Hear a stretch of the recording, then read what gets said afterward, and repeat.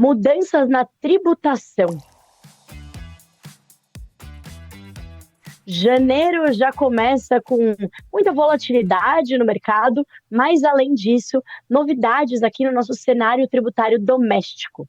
E é sobre isso que vamos falar hoje. Eu sou a Raquel de Sá, estrategista de investimentos do Research da XP, e esse é mais um episódio do Expert Drops, aquele seu podcast, videocast preferido que traz tudo que de mais relevante está acontecendo nos mercados, no Brasil e no mundo, e como que isso pode impactar os seus investimentos.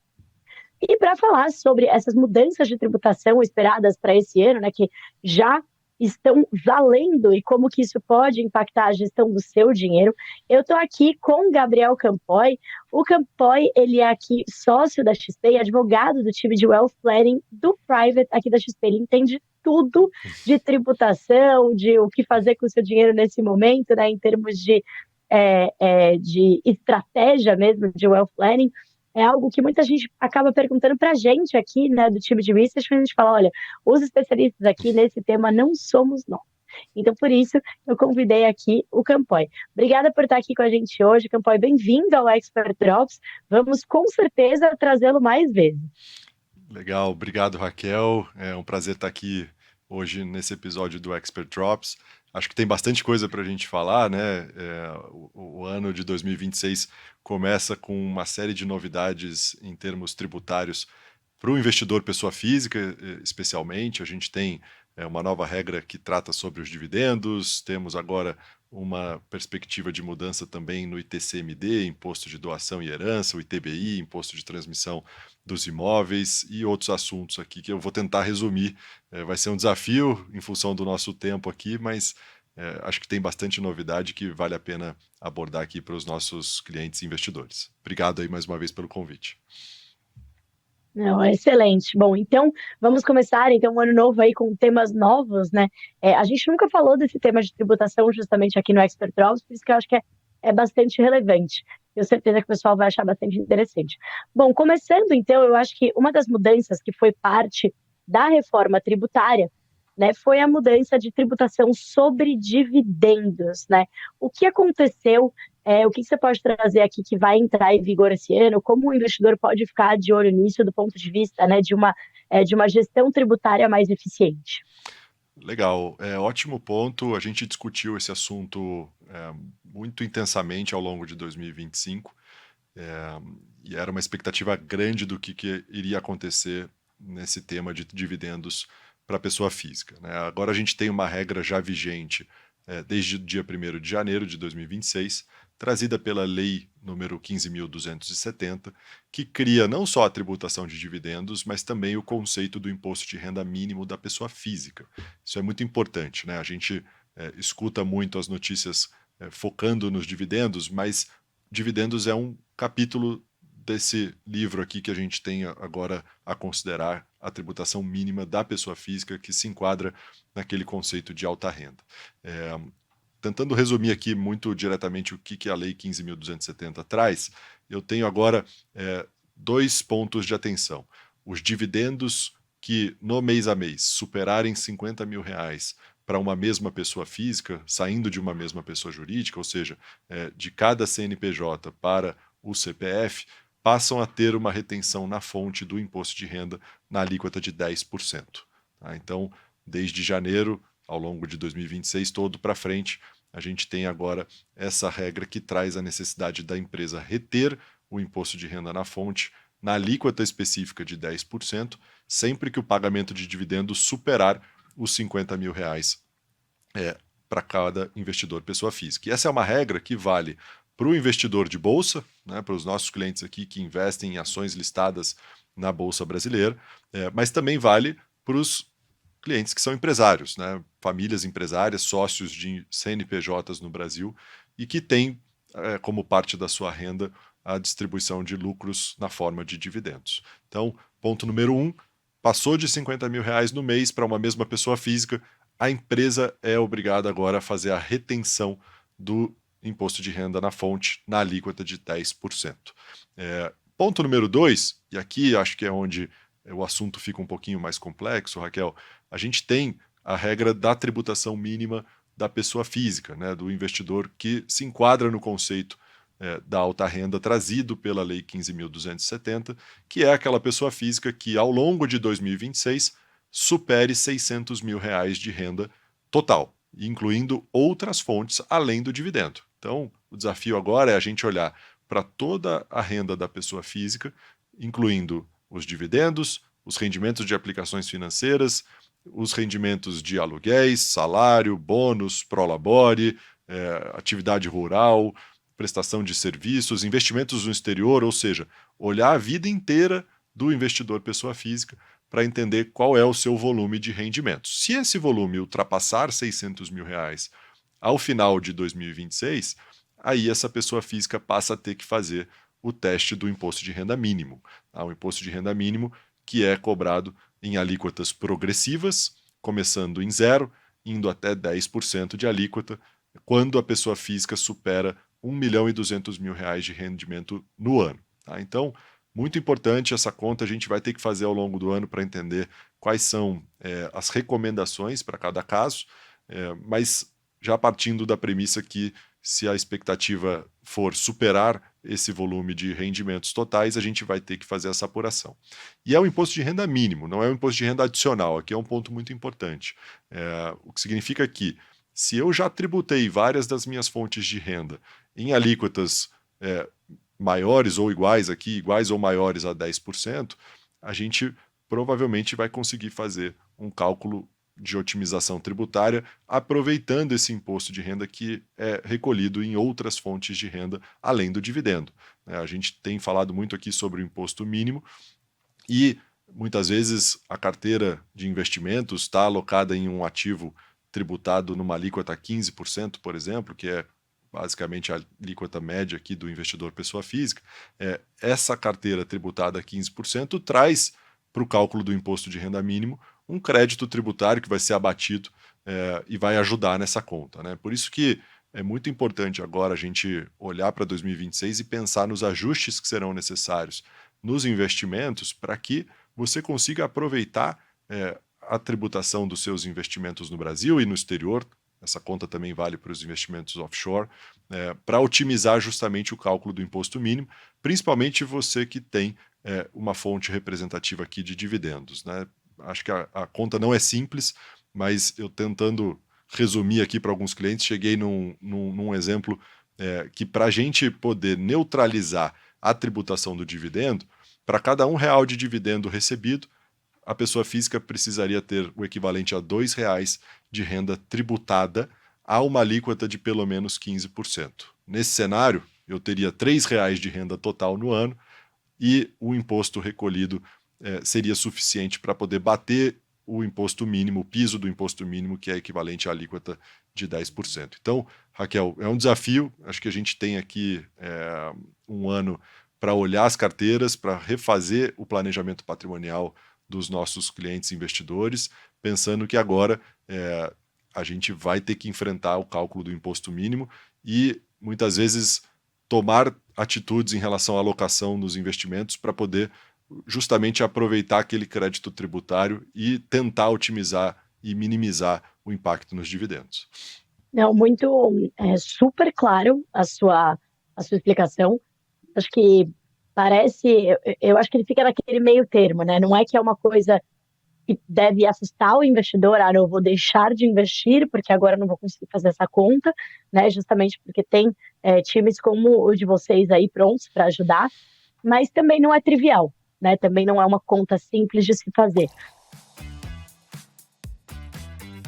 Eu acho que tem um ponto importante que você trouxe, né? Que é essa conta do 2, 1 e aí 3 no ano, que é se o investidor tiver, por exemplo, ele já tem uma renda que ele é funcionário CLT, né? Então essa renda já é tributada em 27,5%.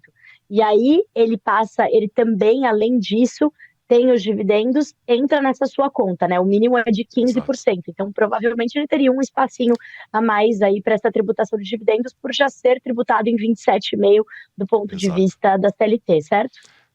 Perfeito, exemplo super relevante aqui. A gente tem uma série de clientes e investidores que são funcionários, executivos de companhias e tem boa parte da sua renda já tributada na fonte pela tabela progressiva do imposto de renda, onde a alíquota chega a 27,5%. E nesse seu exemplo, a carga tributária sobre boa parte da renda total dessa pessoa física, ela é bastante expressiva, né? Então, eu já tenho um imposto efetivo bastante expressivo, muito superior provavelmente ao imposto mínimo, o que significa que se eu tributei o meu salário, o meu bônus, o meu prolabore em 27,5%, eu trago esse 27,5% para a conta do imposto mínimo, que dá uma folga grande aqui para abater e eventualmente conseguir até uma restituição naquilo que foi retido sobre dividendos, né?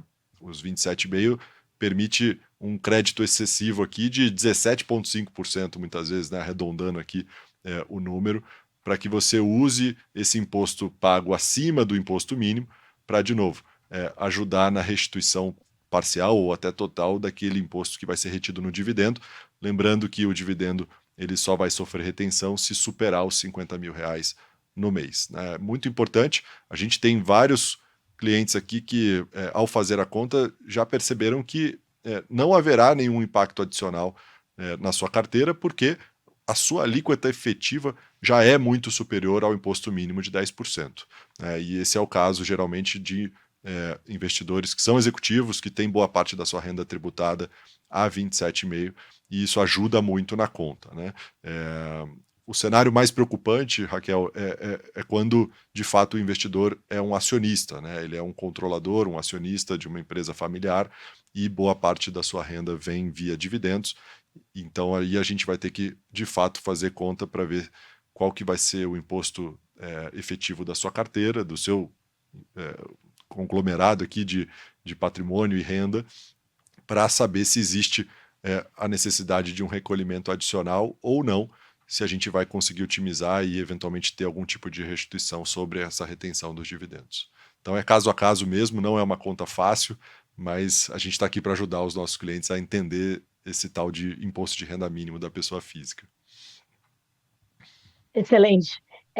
Bom, então agora eu acho que os principais pontos, né, do imposto de renda mínimo da pessoa física que acaba impactando os dividendos, né, direta e indiretamente, foram sanados. Então, acho que dá para a gente partir aqui para os próximos, né, duas outras mudanças relevantes, eu acho que das quais uma foi a principal, que também fez parte da reforma tributária, né, que foram as mudanças no ITCMD, né? Falar TCMD, certo aqui, é exatamente. isso? É isso. ITCMD.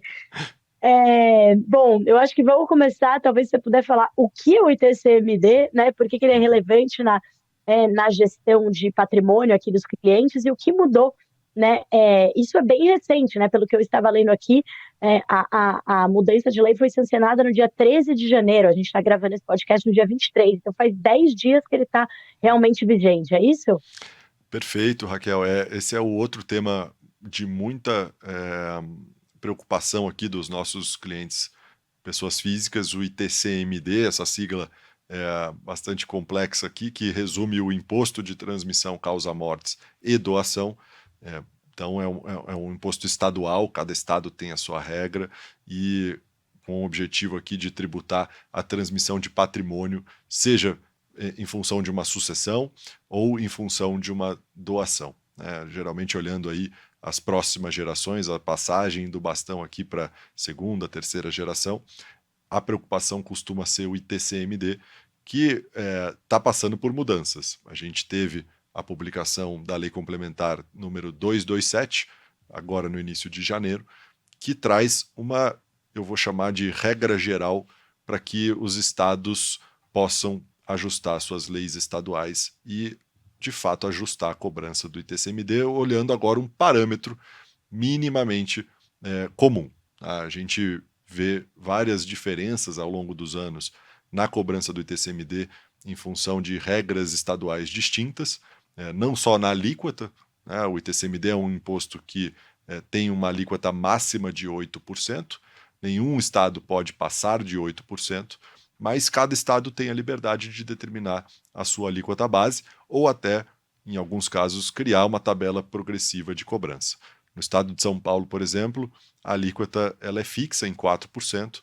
No estado do Rio de Janeiro, essa alíquota já é determinada por uma tabela progressiva que vai de 0 até 8% na sua alíquota máxima, né? E agora a lei complementar traz uma série de mudanças e uma delas justamente é todos os estados terão que ajustar para uma tabela progressiva, aqueles estados que ainda não fizeram principalmente, né? É o caso de São Paulo, é o caso do Paraná, é o caso de Minas Gerais e vários outros estados do Brasil que têm alíquotas fixas.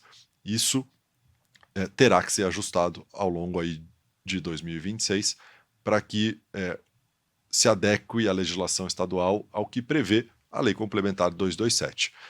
A expectativa aqui, Raquel, é que nesses estados que a alíquota ainda é fixa, se proponha uma tabela progressiva que muitas vezes pode chegar ao limite máximo de 8%. Isso na prática, em São Paulo, por exemplo, resultaria num aumento bastante importante do ITCMD, né? Sairíamos de 4 para 8, ou seja, o dobro da alíquota que a gente costuma praticar nas doações e nas transmissões por sucessão. Então, as famílias começam a olhar para isso com um pouco mais de cautela, porque justamente a sucessão, o planejamento sucessório acaba sendo muito, muito importante, na medida em que, talvez, a partir de 2027, o ITCMD fique mais caro, né? Não só em São Paulo, como em vários estados do Brasil. Então, o primeiro ponto aqui, a alíquota necessariamente passa a ser progressiva, e aí a gente tem que esperar para ver o que vai acontecer em termos aqui de Assembleia Legislativa Estadual e descobrir qual vai ser a tabela progressiva de cobrança, se essa tabela vai propor ali cotas até 8% ou eventualmente parando um pouco antes disso. E o ponto número 2, e muito importante aqui para a gente, é a avaliação de determinados bens para cobrança do ITCMD.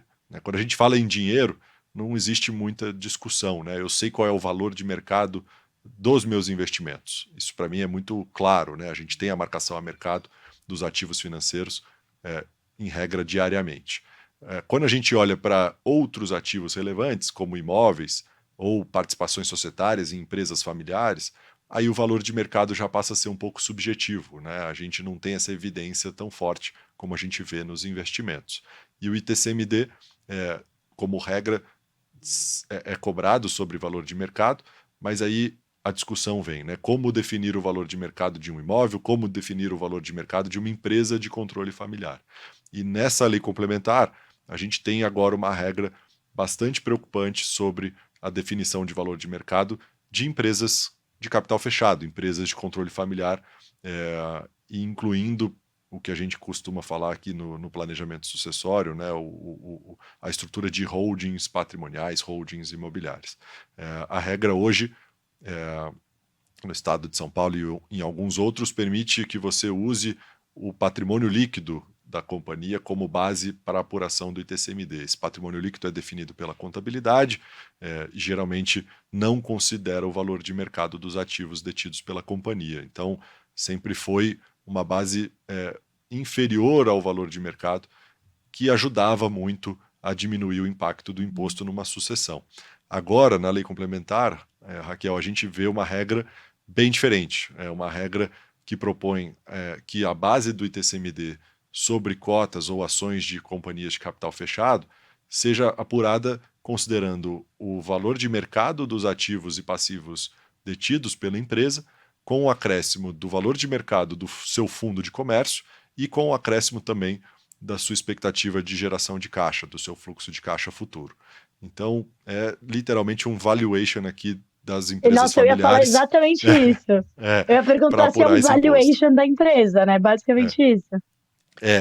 Eu acho que vai ser isso, Raquel. A gente vai ter que esperar um pouquinho ainda para ver como vem a regulamentação disso, né? Os estados ainda vão ter que se ajustar para esse novo critério, mas pela regra geral trazida pela lei complementar, ficou muito parecido com um valuation de fato, não só o valor de mercado dos ativos, mas os intangíveis, né? O fundo de comércio e outras coisas aqui, como a gente discute, marcas, patentes, ponto, carteira de clientes e eventualmente também o fluxo de caixa de recebíveis aqui vai ser considerado para essa conta. Então é uma conta que fica subjetiva, vamos ter que esperar de novo a regulamentação, mas certamente, para a grande maioria dos casos, o ITCMD passa a ser calculado em cima de uma base de cálculo maior, né? E isso significa que a gente tem que se preparar, né? Quem paga essa conta são os herdeiros, eu sempre digo isso.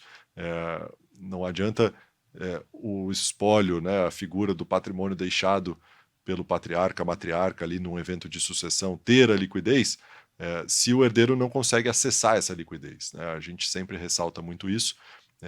O ITCMD é devido pelo herdeiro, pelo donatário, aquela pessoa que está recebendo o patrimônio. Então essa pessoa deveria ter aqui alguma liquidez fora do inventário, de livre acesso, para poder pagar essa conta. Então a gente vai ter que refazer o planejamento patrimonial e sucessório, e nesse aspecto muito importante o papel de ferramentas como a previdência privada, o PGBL, o VGBL, e também como as apólices de seguro de vida, que permitem o acesso a essa liquidez fora do inventário de uma forma muito rápida e eficiente, justamente para ajudar os herdeiros aqui a pagarem o ITCMD. Vai ser super relevante refazer esse planejamento sucessório ao longo de 2026. Muito bom. E eu fiquei com uma dúvida, quem que esse cálculo, né, esse valuation da empresa, da família, vai ser feito pela própria Receita Federal? Ótimo ponto. Isso também vai depender de cada estado. Aqui no estado de São Paulo, quem faz a apresentação desse valor é a própria pessoa física, e o estado tem 5 anos para questionar, né, o período de prescrição aqui de um questionamento tributário, caso ele não concorde. Em outros estados, essa dinâmica já é diferente. A gente tem estados em que o próprio estado faz a conta, partindo de premissas e documentos que são informados pelo contribuinte, e se o contribuinte não concorda, ele aí sim tem que questionar. Então vai ser caso a caso, vai depender de novo da regulamentação estadual, mas a gente tem esses dois cenários, né? Cenários em que a pessoa física apresenta o número e o Estado tem o direito de questionar em 5 anos ou não, né? E outros cenários onde essa dinâmica já se inverteu, onde o Estado, o fisco estadual vai apresentar o número e a pessoa física paga ou questiona, né? Então vai depender muito de caso a caso e dessa regulamentação, principalmente da regulamentação que a gente vai ver ao longo de 2026, né? Agora, a novidade temos uma lei complementar que é aplicada a todos os estados, mas a regulamentação ainda é discutida a nível estadual, então vai ter muito assunto aí ao longo de 2026 para a gente debater nesse tema de TCMD. Excelente, realmente como você falou, vai exigir toda uma discussão, né, sobre as melhores saídas para essa gestão do patrimônio agora, considerando todas as novas regras. Mas se isso vai ser regulamentado ao longo desse ano, se uma família está pensando, né, tá com um desafio mais de curto prazo, o que está valendo? Está valendo as regras novas sem a regulamentação ou a regra antiga ainda? Ótima pergunta. A gente ainda tem a regra atual, né? A regra antiga, vou colocar aqui, que a gente já conhece Uhum. como regra vigente. Isso por quê? Porque quando existe uma mudança tributária com esse viés de aumentar uma alíquota ou criar um novo imposto que não existia anteriormente, a Constituição determina um período de antecedência, né? Um período mínimo de antecedência para que as pessoas físicas possam se planejar, inclusive. É o que a gente conhece como anterioridade, né? A regra nova, ela só vale depois de cumprir esse período mínimo de anterioridade. No caso do ITCMD, a gente tem uma regra de anterioridade anual, ou seja, a nova alíquota ela passa a valer apenas no ano subsequente àquele que houve alteração, e também com um período mínimo de 90 dias de antecedência. Ou seja, se o estado de São Paulo ou qualquer estado do Brasil aumentar a alíquota do ITCMD ao longo de 2026, essa nova alíquota só deveria valer a partir de 2027 e, de novo, observando um período mínimo aqui de 90 dias entre a data da publicação da lei e a entrada em vigor dessa nova regra, justamente para que as famílias e os investidores possam se preparar. O que significa que, muito provavelmente, a gente tem o ano de 2026, naqueles estados que ainda não chegaram à alíquota máxima de 8%, para poder discutir o planejamento sucessório familiar, né? E muitas vezes tomar decisões de antecipação, né? Se eu tomar uma decisão de antecipar uma doação em vida, eu tenho o ano de 2026 para trabalhar com a regra atual no que diz respeito à alíquota do ITCMD naquele estado. Isso vai ser um tema muito, muito relevante, até porque a doação às vezes é uma solução, mas ela também tem que ser muito, muito bem pensada, porque traz outras possíveis consequências aqui para a dinâmica familiar. Então, a gente vai ter que avaliar caso a caso, e de novo, partindo da premissa que o ITCMD fica mais caro para 2027, muitas vezes cabe uma conversa de planejamento sucessório, destinando um pedaço da liquidez da família para essas ferramentas que eu comentei aqui, Previdência Privada, PGBL e o VGBL, e também as apólices de seguro de vida, que ficam totalmente fora de cobrança de ITCMD. Essa é uma novidade, aliás, não uma novidade, mas foi um ponto importante da lei complementar, que agora deixa expresso que nenhum estado vai poder tentar cobrar ou querer cobrar aqui o ITCMD em previdência privada ou nas apólices de seguro de vida, e também, principalmente porque essas ferramentas permitem uma transmissão de liquidez que não depende do processo de inventário, né? Ou seja, os herdeiros vão receber, os beneficiários, no caso, vão receber essa liquidez muito rapidamente e podem usar isso justamente para pagar a conta do ITCMD e outros custos, para que esse processo de sucessão seja um processo rápido e menos doloroso para as famílias. Muito bom, acho que bastante completo, né? Acho que esse ponto que você já puxou, né, da previdência, dos seguros, né? Porque eu acho que tudo isso, a gente fala muito de investimento aqui do meu ponto de vista de alocação, né? De aonde ter o investimento, etc.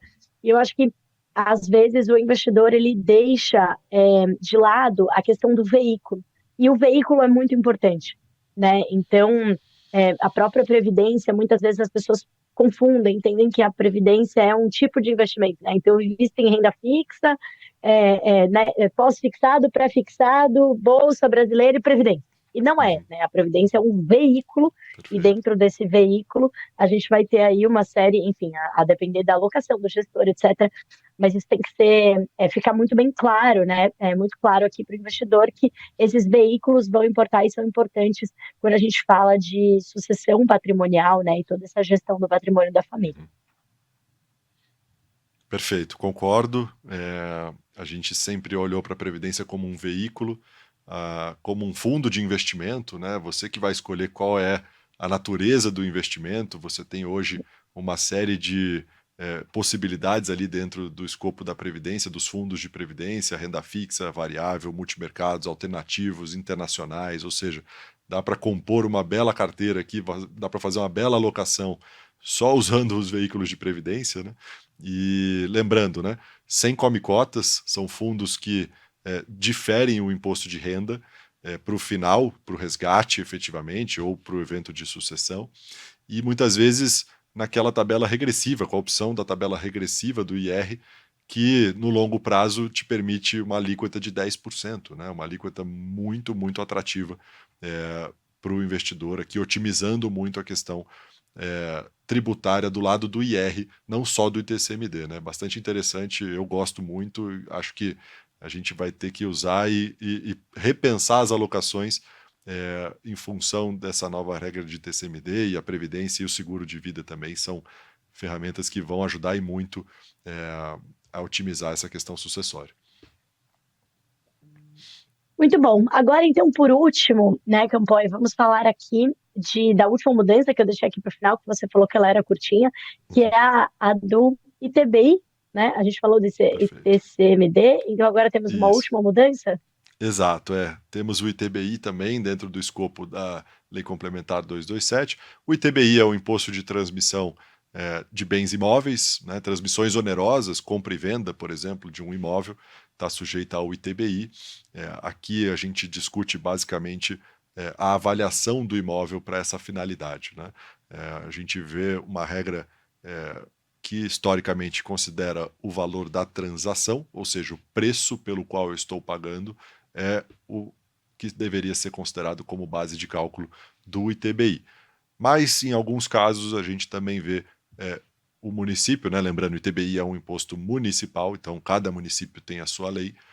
A gente vê alguns casos em que o fisco municipal avalia o imóvel, tem uma tabela de avaliação conhecida como valor venal ou valor de referência, onde ele mesmo atribui o valor para aquele imóvel, independentemente de qual é o preço da transação de compra e venda.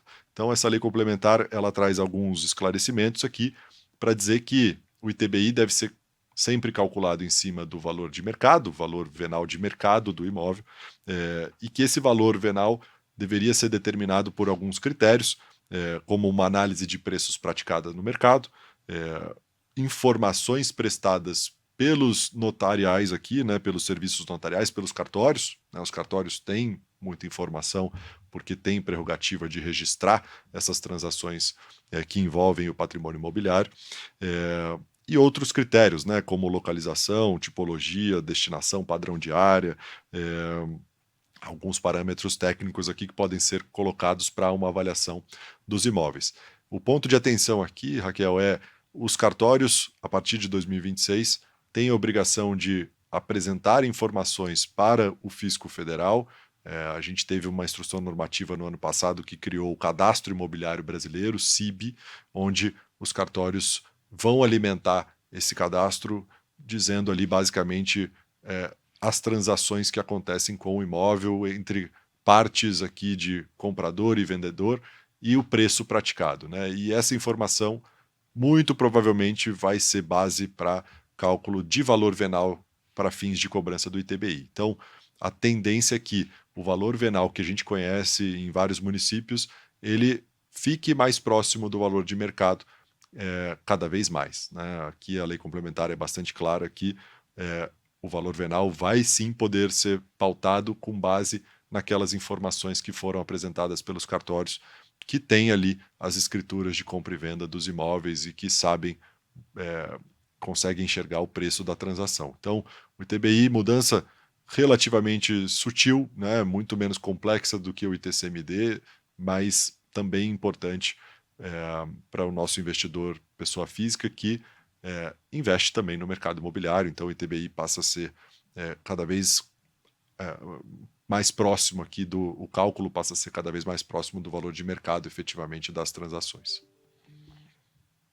Então, mudanças importantes, né, de mercado mesmo, né, vamos dizer, de contabilização, como são contabilizados os nossos investimentos e ativos, né? Então, acho que o ponto comum que eu consigo ver aí entre as mudanças que a gente falou foi esse cálculo, né? Então, tanto a questão do cálculo do valor venal do imóvel, quanto também da empresa, né, que a gente falou ali do verdadeiro valuation que vai ser feito na empresa da família. Então, acho que tudo isso talvez se aproximando um pouco mais dos valores de mercado seja positivo, né, do ponto de vista de trazer um pouco mais de transparência, mas certamente no curto prazo vai trazer um impacto aí para o bolso das famílias do ponto de vista de programação tributária, né? Perfeito, é isso aí. Vai ser um ano muito importante aqui no aspecto do planejamento patrimonial, por isso muito importante que os investidores estejam atentos a isso, tanto na ótica de dividendos, como de imposto de renda mínimo da pessoa física, e também pensando aí no planejamento sucessório, especialmente o ITCMD, que vai passar por mudanças em 2026, por isso super relevante que a gente gaste um tempo aí para poder entender as estruturas patrimoniais familiares, entender as alternativas que estão na mesa e muitas vezes tomar decisão de reorganização do patrimônio familiar e de composição de carteira, inclusive, porque a questão fiscal ela está cada vez mais importante nessa história. Então, obrigado aqui, Raquel, pela oportunidade de trazer um pouco desse tema para os nossos investidores, e eu fico super à disposição para voltar em outros episódios com mais novidades aqui em relação às questões tributárias e outros assuntos também de interesse da pessoa física nesse escopo de planejamento patrimonial. Com certeza. Eu acho que como eu falei no início, é um tema que é super complementar aqui a tudo que a gente fala e super relevante. Então, com certeza, aguarde. Teremos mais convites para você em breve. Obrigada mais uma vez, Campanha, por estar aqui com a gente.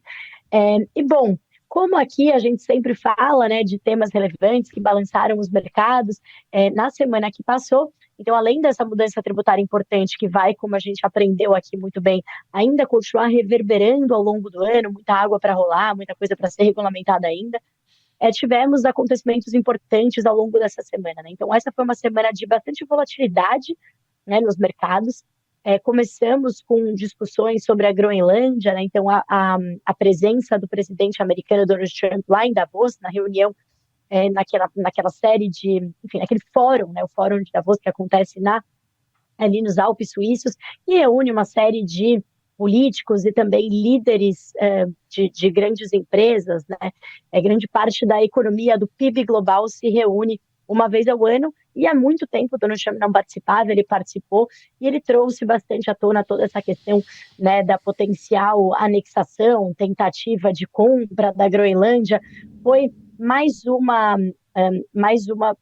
ilustração da política errática que vem dos Estados Unidos no último ano, né, no último ano e pouco, sob a administração de Donald Trump, de bastante vai e vem, né? Então, acho que a semana começou com uma volatilidade, enfim, com bastante aversão ao risco. O posicionamento de Trump em relação ao fato de que ele não deve fazer uma intervenção militar, isso não deve acontecer, acabou melhorando um pouco os ânimos, trazendo um pouco de alívio, lembrando que a Groenlândia ela pertence à Dinamarca, que é membro da OTAN e da União Europeia, então isso acabou causando bastante rusga entre Estados Unidos e União Europeia. A União Europeia, inclusive, voltou atrás, falou que não ia continuar a negociação do Tratado de Comércio com os Estados Unidos, então isso continua em pauta. A questão das tarifas também foi colocada ali, né, de que Trump ameaçou o uso de tarifas em relação a essa temática, mas também acabou voltando atrás. Então isso trouxe bastante aversão a risco, que eu acho que foi um exemplo do que a gente deve esperar para esse ano, né? Foi uma palhinha do que a gente deve esperar para esse ano, que é o tema da geopolítica, toda essa discussão bastante em voga ao longo do ano. E também, bastante nesse sentido de geopolítica e acordos comerciais e tarifas, a gente teve a assinatura do acordo entre Mercosul e União Europeia. O nosso time de economia publicou um relatório bastante completo aqui, analisando os pormenores do relatório e fazendo algumas estimativas preliminares com base no estudo do IPEA. Vocês confiram, eu convido vocês também a conferirem aqui o Econocast, que eu também participei essa semana falando ali com os meus colegas de economia sobre essa temática, né, de União Europeia-Mercosul e também de tudo isso que está acontecendo no mundo, em que a geopolítica volta para os holofotes, algo que não acontecia há bastante tempo. Podemos falar aí há mais de 2 décadas que a gente não tinha esse protagonismo tão forte de um pensamento de realpolitik. Mas, bom, não vou dar mais spoilers, vocês acompanhem lá no Econocast e também confiram o texto, né, o relatório completo do nosso time de economia. E falando em relatório também, tivemos um relatório bastante interessante sobre possíveis nomes para a nova presidência do Fed, né, do Banco Central Americano. Sabemos que esse ano um dos principais acontecimentos, principais eventos, vai ser justamente a nomeação do novo presidente do Banco Central Americano. Isso tem que acontecer até abril, né? E isso vai determinar, claro, a autoridade monetária mais importante do mundo. Jerome Powell deve continuar, né? Existe uma expectativa se ele continua ou não como diretor do FONC. Isso deve acontecer, mas ainda não é certeza. E a gente trouxe aí o nosso time de economia e estratégia, né? Foi um trabalho aí a muitas mãos, trouxe aí um certo resumo, né, de todos os principais candidatos que estão no páreo, né? Por enquanto, a escolha mais provável é o Kevin Warsh. Então, vamos ver se de fato isso acontece. Isso pode trazer. Ele tem um perfil relativamente mais moderado, né, pendendo mais para dovish, mas uma visão que é vista como um pouquinho mais moderado do que alguns outros nomes. Então, também não vou dar mais spoilers e convido vocês a lerem o relatório completo no nosso site de conteúdos. Além disso, a gente tem temporada de resultados começando a aquecer aqui no Brasil. Lá fora, já tivemos bancos na semana passada. Nessa semana tivemos outros nomes, tem aí o nosso time de estratégia global também fazendo essa cobertura. Além disso, tivemos o PCI, a divulgação, né, daquele indicador preferido de inflação do Fed, veio relativamente dentro do esperado, então a inflação parece estar dando uma trégua do ponto de vista de motores de volatilidade, fontes de volatilidade no mercado. Então, a inflação parece estar dando uma trégua e a economia americana parece estar caminhando para aquele pouso suave. Isso deve sim influenciar o escolhido, né, o nome para o próprio Fed. E vamos observar isso com bastante lupa aí ao longo das próximas semanas. É isso, pessoal. Então, mais uma vez, agradeço aqui ao Campoy pela participação com a gente aqui no Expert Drops. Muito obrigada a você que assistiu a gente aqui, está sempre com a gente por aqui. Não se esqueça de deixar o seu like, enviar esse episódio do Drops, toda a nossa playlist para quem você acredita que precisa estar mais informado, né? Mais bem informado, bem informada sobre o que está acontecendo nos mercados e pode mexer com o nosso dinheiro aqui no Brasil e no mundo. É isso, pessoal. Por hoje eu fico por aqui. A gente se fala e a gente se ouve na semana que vem.